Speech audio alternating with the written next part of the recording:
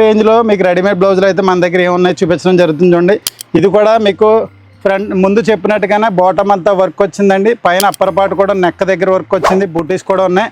And back కూడా same ఈ విధంగానే నెక్ దగ్గర అయితే వర్క్ ఉందండి. కింద బాటమ్ అంతా వర్క్ వచ్చింది, బూటీస్ ఉన్నాయి. ఇది క్లాత్ వచ్చేసరికి ఒరిజినల్ చందేరి సిల్క్ అండి.